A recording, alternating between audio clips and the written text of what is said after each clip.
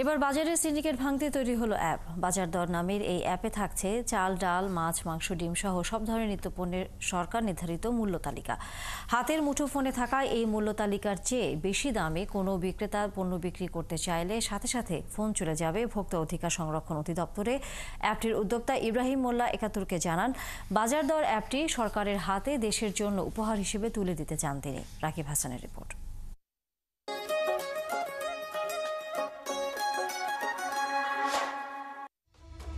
৫ আগস্টের পর ফেসবুকে এমন কিছু পোস্ট চোখে পড়েছিল সবার, যেখানে পণ্যের মূল্য তালিকা দিয়ে বলা হয়েছিল বিক্রেতারা এটা না মানলে সেনাবাহিনী কিংবা শিক্ষার্থীদের জানানোর জন্য। সবার মতন এই পোস্ট চোখে পড়ে ড্যাফোডিল ইনস্টিটিউট অব আইটির সিএসসি বিভাগের শিক্ষার্থী ইব্রাহিম মোল্লার। তখনই মাথায় আইডিয়াটা চলে আসে। ২ সপ্তাহ ধরে তৈরি করেন বাজার দর নামের অ্যাপটিতে নিত্য প্রয়োজনীয় পণ্যের সর্বোচ্চ বিক্রয় মূল্য এবং সেটা কখন হালনাগাদ করা হয়েছে